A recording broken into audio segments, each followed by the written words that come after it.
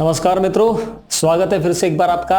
आज एक और खास टॉपिक के साथ में मैं आपके सामने उपस्थित हूँ।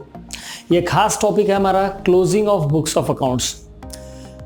मैंने मेरे पिछले लगभग 20 साल के करियर में ये देखा है कि अच्छे अकाउंटेंट जो होते हैं उन्हें इस कंसेप्ट के बारे में पता ही नहीं होता है, या फिर पता होता है तो ठीक ठाक तौर पे इनको जानकारी नहीं होती। एक बस ऐसे ही ग्रॉसली इन्हें पता होता है, अंदाजा होता है, लेकिन एग्जैक्टली करना क्या है और बुक्स ऑफ अकाउंट्स को किस तरह से क्लोज किया जाता है, ये क्यों क्लोज किए जाते हैं, ये कंसेप्ट क्या है, इसके बारे में उन्हें धुंधली जानकारी होती है।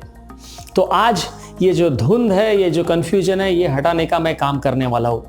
Closing of books of accounts मतलब होता क्या है और ये क्यों किया जाता है, इसके बारे में कंसेप्चुअल लेवल पे आज मैं आपके साथ बात करूंगा। इसके बारे में मैं एक डिटेल्ड सेशन भी लेने वाला हूँ। लगभग 1 घंटे का डिटेल्ड मेरा सेशन रहेगा कि ये closing of books of account किस तरह से किया जाता है, इसमें अकाउंटिंग एंट्रीज किस तरह से पास की जाती है। चाहे आप टैली यूजर है, चाहे और कोई सॉफ्टवेयर यूज कर रहे हैं, आप किसी भी सॉफ्टवेयर में आप बुक्स ऑफ अकाउंट्स को क्लोज किस तरह से कर सकते हैं, इसका मैं पूरा एक डिटेल में सेशन लेने वाला हूँ। अगर ये वीडियो आप उस सेशन के बाद में देख रहे हैं तो ये सेशन का रिकॉर्डिंग भी आपको मिल सकता है। तो ये सेशन अगर आप लाइव अटेंड करना चाहते हैं तो ये जो डिस्क्रिप्शन, ये जो लिंक दिख रही है आपको accountingfriend.indradhanu.info, इसके ऊपर आप रजिस्टर कीजिए। नीचे डिस्क्रिप्शन बॉक्स में भी मैंने वो लिंक दी है, उसके ऊपर आप क्लिक करके रजिस्टर कर सकते हैं। ये हमारी एक लेक्चर सीरीज है अकाउंटिंग फ्रेंड नाम से। ये वीकली लेक्चर सीरीज है। It is a free of cost lecture series, आप इसको अटेंड कर सकते हैं। ये लेक्चर सीरीज हमारी है अकाउंटिंग प्रोफेशनल्स के लिए, जो अकाउंटेंट है, अकाउंटेंट बनना चाहते हैं, अकाउंटिंग स्टूडेंट्स है उनके लिए, और जो बिजनेस ओनर्स है उनके लिए भी, क्योंकि हर बिजनेस ओनर ने अकाउंटिंग समझना ही चाहिए, ऐसा मेरा व्यक्तिगत मानना है। तो आप ये लिंक के ऊपर रजिस्टर कीजिए। आज के इस सेशन में आपको मैं एक ब्रीफ आइडिया दे रहा हूं कंसेप्चुअल लेवल पे कि what is closing of books of accounts. Accounting में अलग अलग अजम्पशंस होते हैं, अलग अलग कंसेप्ट्स होते हैं। उसमें से एक कंसेप्ट है period concept. What is this period concept? Period concept ये कहता है कि आप जो भी अकाउंटिंग कर रहे हैं वो एक पर्टिकुलर पीरियड के लिए रहेगा। हमारे देश में जो हम अकाउंटिंग पीरियड समझते हैं वो हमारा अकाउंटिंग पीरियड स्टार्ट होता है 1 अप्रैल को और एंड होता है 31 मार्च ऑफ द नेक्स्ट ईयर।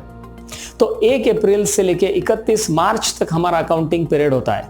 अब मान के चलिए कि आज की तारीख हमारी 31 मार्च है और आज हमें बुक्स ऑफ अकाउंट्स क्लोज करने हैं। तो हम क्या करेंगे और हम क्लोज क्यों करेंगे?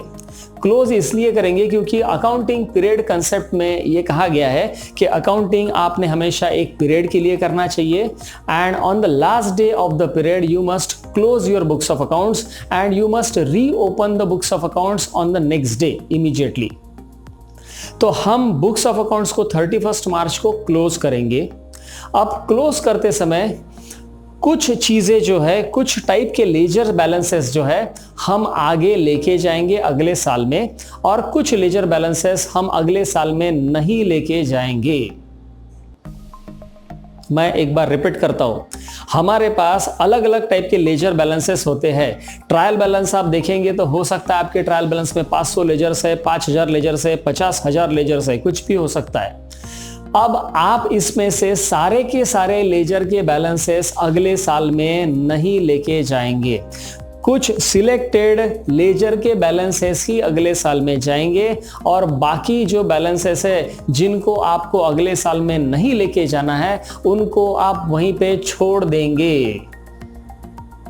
तो ये कौन से लेजर के बैलेंसेस है जो हम अगले साल में लेके जाते हैं और कौन से लेजर के बैलेंसेस है जो अगले साल में नहीं लेके जाते हैं? 4 प्रकार के लेजर्स आपके अकाउंटिंग में रहने वाले हैं। There are basically 4 types of ledger accounts.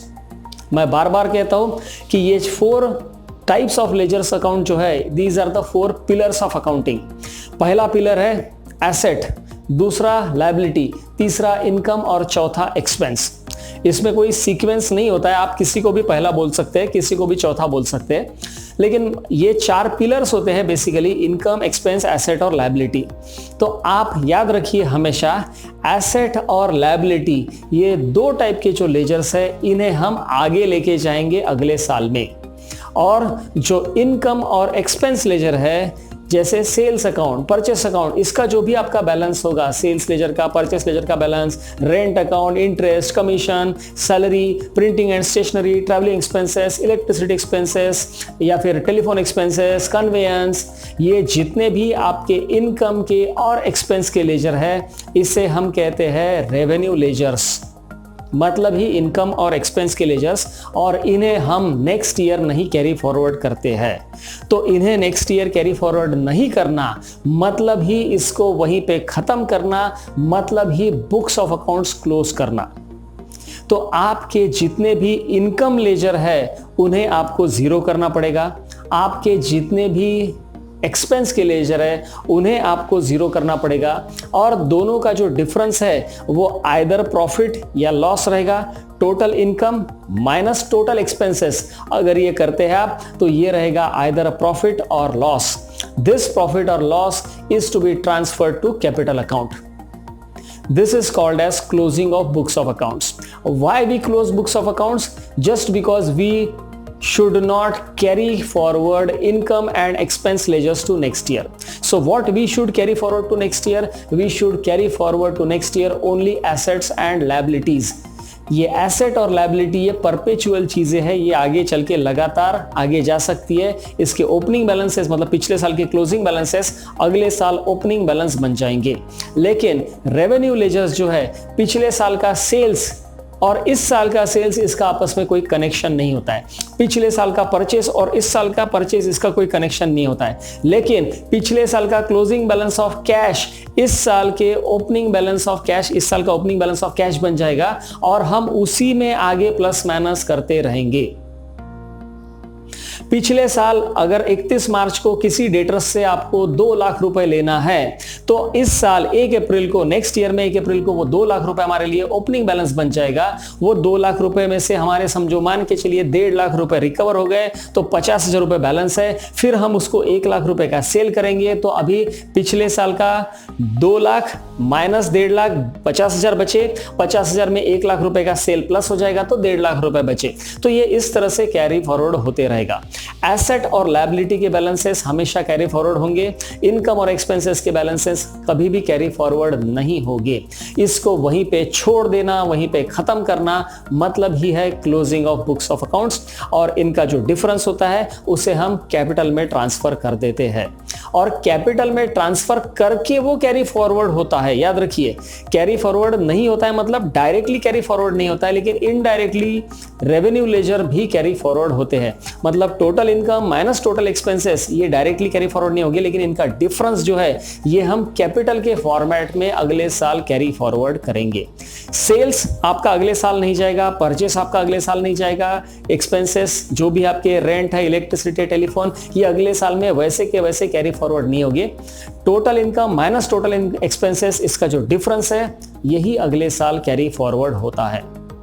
This is called as closing of books of accounts.